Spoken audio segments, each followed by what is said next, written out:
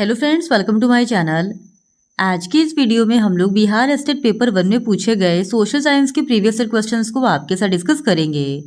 और इसके पहले की वीडियोस में भी हमने बिहार स्टेट पेपर 1 में पूछे गए टीजीटी सोशल साइंस के प्रीवियस ईयर क्वेश्चंस को आपके साथ डिस्कस किया है। अगर अभी तक आपने उन वीडियोज़ को नहीं देखा है तो उन वीडियोज़ का लिंक आपको डिस्क्रिप्शन बॉक्स में मिल जाएगा, आप उसे जाके देख सकते हैं। तो बिना देरी किए चलिए आज का ये वीडियो स्टार्ट करते हैं। तो आज के इस वीडियो में हम लोग 18 मई 2024 के शिफ्ट 1 में पूछे गए क्वेश्चंस का डिस्कशन आपके साथ करेंगे। तो क्वेश्चन नंबर 1 है, अब्दुल मजीद कहाँ का व्यापारी था? तो इस क्वेश्चन का सही जवाब है ऑप्शन डी, भारत का। अब्दुल मजीद भारत का महत्वपूर्ण व्यापारी था और इन्होंने 16वीं और 17वीं सदी के दौरान भारत में व्यापारिक गतिविधियों में अहम भूमिका निभाई थी। फिर क्वेश्चन नंबर 2, अमेरिकी स्वतंत्रता में अमेरिका का सेनापति कौन था? तो इस क्वेश्चन का सही जवाब हो जाएगा ऑप्शन डी, वॉशिंगटन। अमेरिकी स्वतंत्रता संग्राम के दौरान अमेरिका सेना का नेतृत्व जॉर्ज वॉशिंगटन ने किया था और ये अमेरिकी क्रांतिकारी सेना के कमांडर इन चीफ थे और इन्होंने स्वतंत्रता प्राप्ति में निर्णायक भूमिका निभाई थी। और जॉर्ज वॉशिंगटन बाद में अमेरिका के पहले राष्ट्रपति भी बने थे।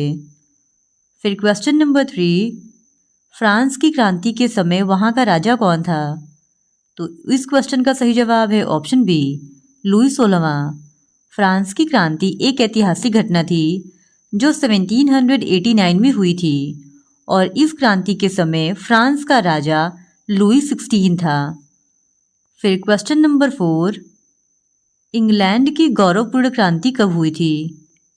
तो इस क्वेश्चन का सही जवाब है ऑप्शन ए, 1688 में। इंग्लैंड की गौरवपूर्ण क्रांति 1688 में हुई थी।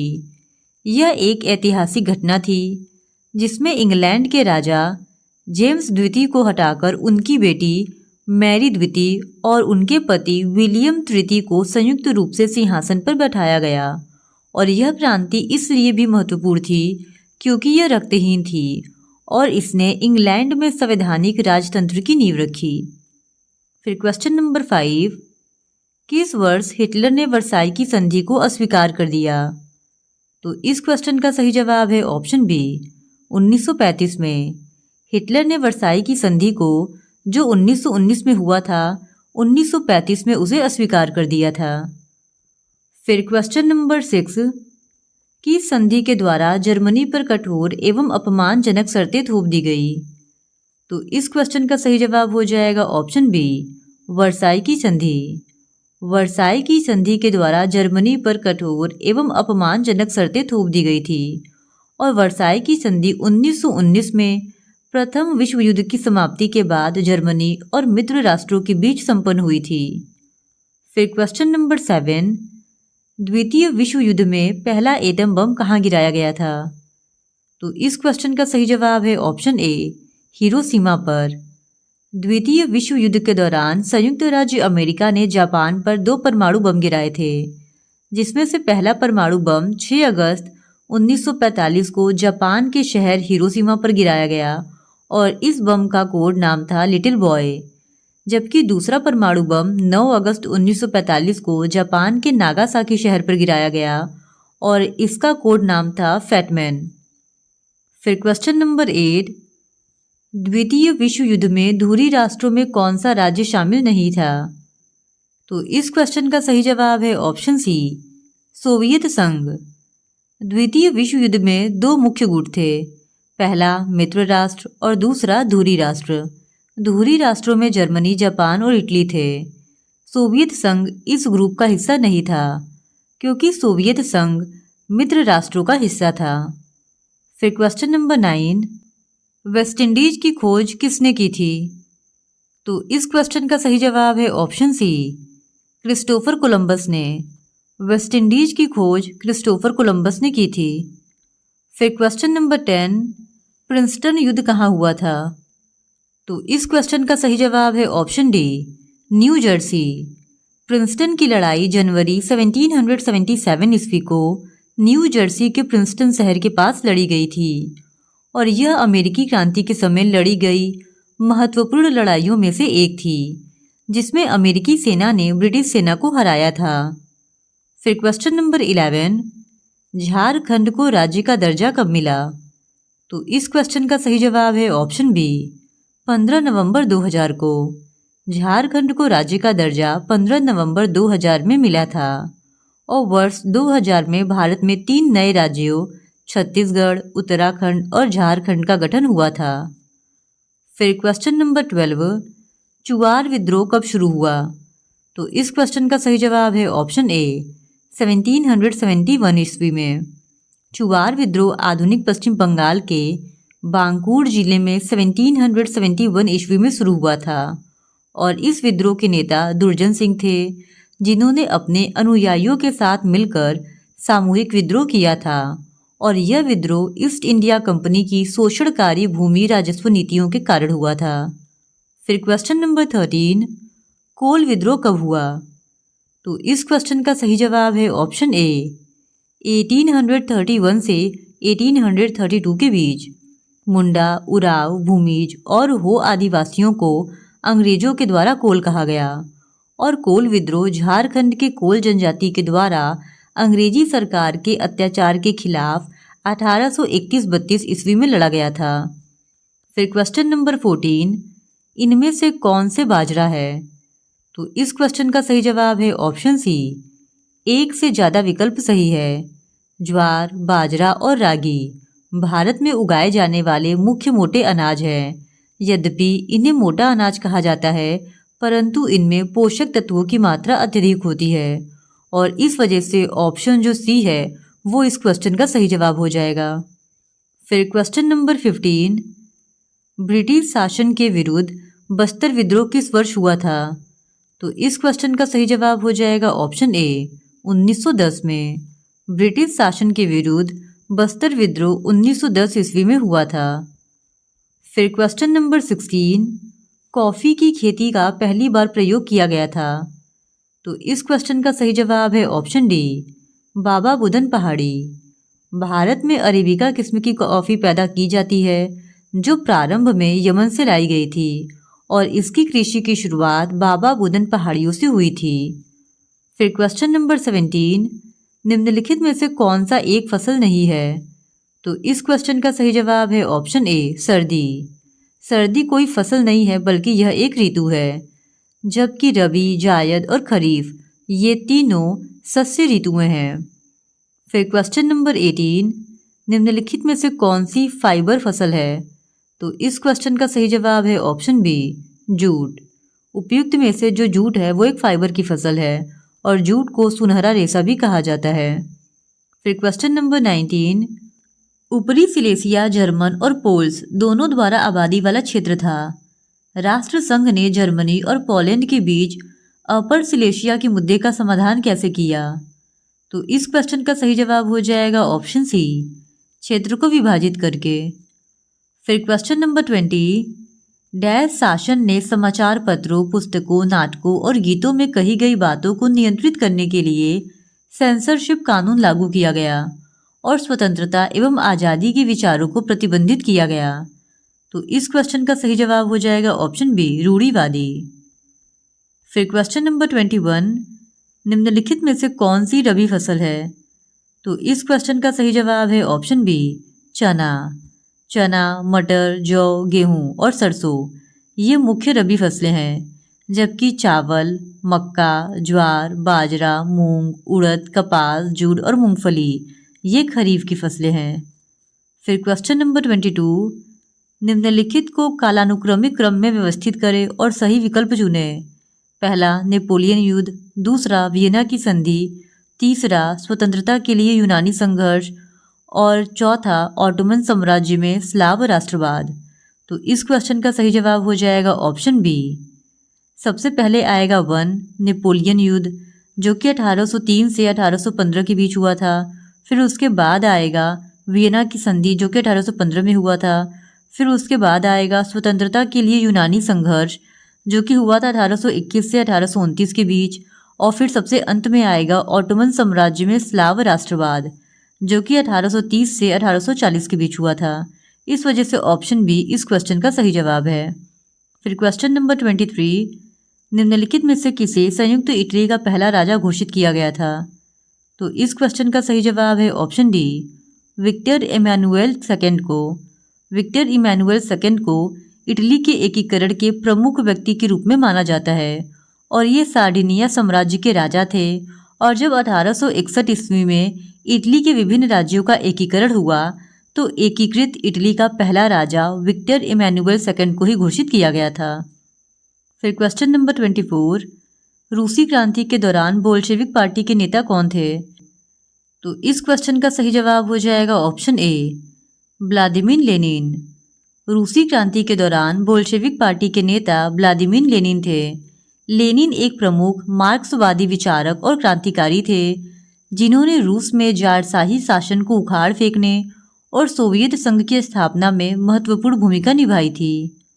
फिर क्वेश्चन नंबर 25, रॉलेट कानून किस उद्देश्य से लाया गया था? तो इस क्वेश्चन का सही जवाब है ऑप्शन बी, क्रांतिकारी गतिविधियों पर अंकुश लगाने के लिए। रॉलेट कानून 1919 में क्रांतिकारी गतिविधियों पर अंकुश लगाने के लिए लाया गया था। फिर क्वेश्चन नंबर 26, सीमांत गांधी किसे कहा जाता है? तो इस क्वेश्चन का सही जवाब हो जाएगा ऑप्शन डी, खान अब्दुल गफ्फार खां को। खान अब्दुल गफ्फार खां को सीमांत गांधी के नाम से जाना जाता है और यह एक प्रमुख स्वतंत्रता सेनानी और पश्तून नेता थे। और गफ्फार खां ने 1929 में खुदाई खिदमतगार नामक संगठन की स्थापना की जो ब्रिटिश शासन के खिलाफ अहिंसक आंदोलन चलाने के लिए प्रसिद्ध हुआ था। फिर क्वेश्चन नंबर 27, अल्लूरी सीताराम राजू कौन थे? तो इस क्वेश्चन का सही जवाब है ऑप्शन सी, आंध्र का आदिवासी नेता। अल्लूरी सीताराम राजू भारतीय स्वतंत्रता सेनानी और आंध्र प्रदेश के आदिवासी नेता थे और इनका जन्म 1897 में हुआ था और इन्होंने आंध्र प्रदेश के विशाखापट्टनम और पूर्वी गोदावरी क्षेत्रों में रंपा विद्रोह का नेतृत्व किया था जो ब्रिटिश औपनिवेशिक शासन और उनकी वन नीतियों के खिलाफ एक सशस्त्र संघर्ष था। फिर क्वेश्चन नंबर 28, इंग्लैंड में चार्टिस्ट आंदोलन कब हुआ? तो इस क्वेश्चन का सही जवाब है ऑप्शन बी, 1838 में। चार्टिस्ट आंदोलन इंग्लैंड में 19वीं सदी के दौरान एक महत्वपूर्ण सामाजिक और राजनीतिक आंदोलन था जो मुख्य रूप से 1838 से 1857 तक सक्रिय रहा। इसकी शुरुआत 1838 में हुई जब पीपल्स चार्टर नामक दस्तावेज प्रकाशित किया गया और इस आंदोलन का मुख्य उद्देश्य मजदूर वर्ग के लिए राजनीतिक सुधार लाना था। फिर क्वेश्चन नंबर 29, तारीख-ए-दाऊदी नामक पुस्तक के लेखक कौन है? तो इस क्वेश्चन का सही जवाब है ऑप्शन ए, अब्दुल्लाह। तारीख-ए-दाऊदी पुस्तक के लेखक अब्दुल्लाह है जो एक इतिहासकार थे और यह पुस्तक 16वीं सदी की फारसी भाषा में लिखी गई थी और दक्षिण एशिया में विभिन्न पश्तून राजवंशों के प्रशासन की जानकारी भी इस पुस्तक से प्राप्त होती है। फिर क्वेश्चन नंबर 30, भारत में पहली बार कब और कहाँ धुआं निरोधक कानून पारित किया गया? तो इस क्वेश्चन का सही जवाब हो जाएगा ऑप्शन बी, 1863 में कलकत्ता में। भारत में पहली बार 1863 में धुआं निरोधक कानून कलकत्ता में पारित किया गया था और धुआं की समस्या को लेकर अधिकाधिक चिंता और घबराहट के कारण यह कानून पारित किया गया था। तब 1870 के दशक तक बड़े पैमाने पर धुआं का सैलाब कलकत्ता के अस्तित्व के लिए एक नियमित पहलू बन गया था। फिर क्वेश्चन नंबर 31, ओटावा सम्मेलन किस वर्ष हुआ था? तो इस क्वेश्चन का सही जवाब है ऑप्शन डी, 1932 में। ओटावा सम्मेलन सन 1932 ईस्वी में हुआ था। फिर क्वेश्चन नंबर 32, हिंदुस्तान रिव्यू को अंग्रेजी मासिक के रूप में किसने प्रकाशित किया था? तो इस क्वेश्चन का सही जवाब है ऑप्शन बी, डॉक्टर सच्चिदानंद सिन्हा ने। हिंदुस्तान रिव्यू का अंग्रेजी मासिक के रूप में डॉक्टर सच्चिदानंद सिन्हा ने प्रकाशित किया था और हिंदुस्तान रिव्यू का प्रकाशन इलाहाबाद में इंडियन प्रेस द्वारा हुआ था। फिर question number 33, vernacular press act किस वायसराय के समय में पारित हुआ? तो इस क्वेश्चन का सही जवाब है option B, Lord Lytton. Vernacular press act 1878 ईस्वी में वायसराय लॉर्ड लीटन के समय पारित किया गया था और यह अधिनियम ब्रिटिश शासन के दौरान भारतीय प्रेस पर नियंत्रण स्थापित करने के लिए लाया गया था। फिर क्वेश्चन नंबर 34, निम्नलिखित में से किस व्यापार से शुरुआती उद्यमियों ने खूब पैसा कमाया? तो इस क्वेश्चन का सही जवाब है ऑप्शन बी, चीनी व्यापार से। 19वीं सदी में चीन के साथ व्यापार करने वाले बहुत सारे व्यापारी सफल उद्योगपति साबित हुए और बंगाल में द्वारका नाथ टैगोर ने चीन के व्यापार से खूब पैसा कमाया और वे निवेश करने लगे और 1830-40 के दशक में उन्होंने 6 संयुक्त उद्यम कंपनियों लगा ली थी। फिर क्वेश्चन नंबर 35, व्यापारी शहरों के भीतर उत्पादन का विस्तार क्यों नहीं कर सके? तो इस क्वेश्चन का सही जवाब है ऑप्शन ए, शक्तिशाली संघों ने उन्हें ऐसा करने की अनुमति नहीं दी थी। मध्ययुगीन शहरों में कारीगरों और व्यापारियों के मजबूत संघ होते थे और ये संघ अपने सदस्यों के हितों की रक्षा करते थे और प्रतिस्पर्धा को नियंत्रित करते थे। नवीन व्यापारियों या अन्य बाहरी लोगों को शहरों में व्यापार या उत्पादन का विस्तार करने से नियंत्रित करते थे ये लोग। फिर क्वेश्चन नंबर 36, मैकमोहन रेखा भारत को किस देश से अलग करती है? तो इस क्वेश्चन का सही जवाब है ऑप्शन सी, चीन। मैकमोहन रेखा भारत को चीन देश से अलग करती है और यह नाम ब्रिटिश प्रतिनिधि हेनरी मैकमोहन के नाम पर रखा गया है, जिन्होंने 1913-14 के शिमला समझौते पर हस्ताक्षर किए थे। फिर क्वेश्चन नंबर 37, गिलगिट गॉर्ज किस नदी पर स्थित है? तो इस क्वेश्चन का सही जवाब है option A, Sindhu. Gilgit gorge Sindhu नदी पर स्थित है और गॉर्ज एक गहरी सकरी घाटी है जिसके दोनों पार्श्व तीव्र ढाल के होते हैं।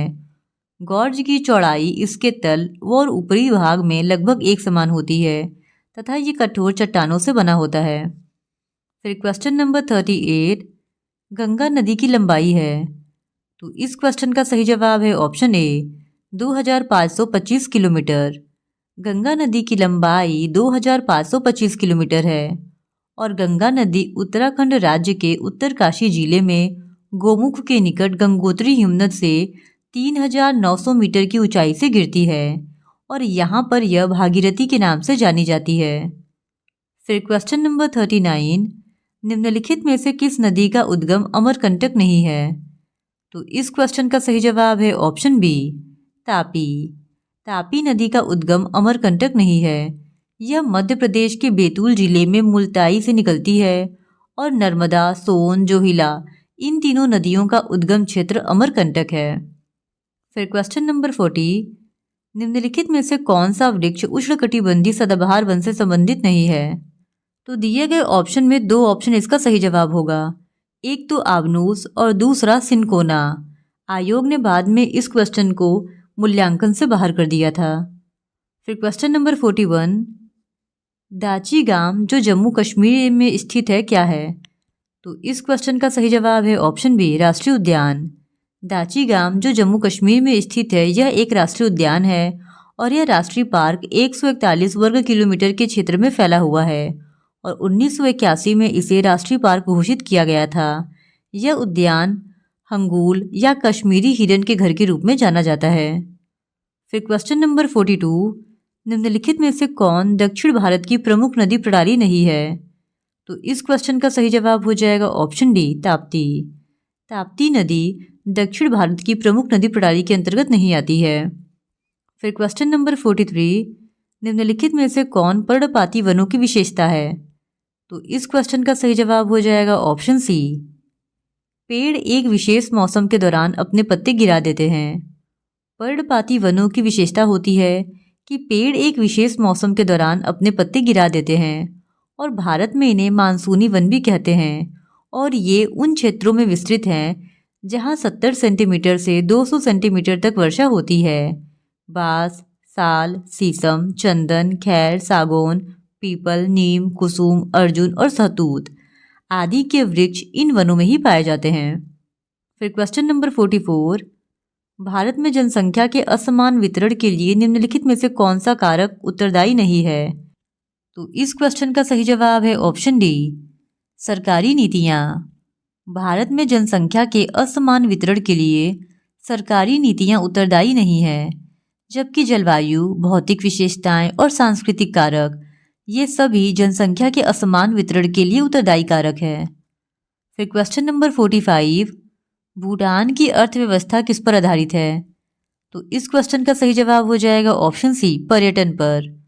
भूटान की अर्थव्यवस्था पर्यटन पर आधारित है और भूटान की 10% से भी कम भूमि पर कृषि की जाती है।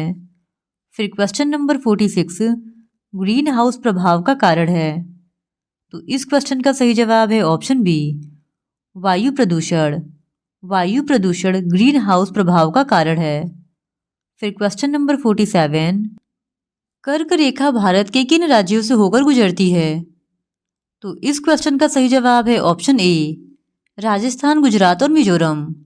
कर्क रेखा भारत के 8 राज्यों से होकर गुजरती है और ये राज्य हैं गुजरात, राजस्थान, मध्य प्रदेश, छत्तीसगढ़, झारखंड, पश्चिम बंगाल, त्रिपुरा और मिजोरम। फिर क्वेश्चन नंबर 48, पैमाने की निम्नलिखित विधियों में से कौन सी एक सार्वभौमिक विधि है? तो इस क्वेश्चन का सही जवाब है ऑप्शन बी, प्रतिनिधि अंश। प्रतिनिधि अंश पैमाने की विधियों में से एक सार्वभौमिक विधि है। फिर क्वेश्चन नंबर 49, भारत में जल स्तर गिरावट के लिए इनमें से कौन जिम्मेदार है? तो इस क्वेश्चन का सही जवाब हो जाएगा ऑप्शन डी, ये सभी। भारत में जल स्तर की गिरावट के लिए वनों की कटाई, बढ़ती जनसंख्या और कृषि गतिविधियां ये सभी कारक जिम्मेदार है। फिर क्वेश्चन नंबर 50, उत्पत्ति के आधार पर संसाधनों को डैश और डैश के रूप में वर्गीकृत किया जा सकता है। तो इस क्वेश्चन का सही जवाब है ऑप्शन ए, जैविक और अजैविक।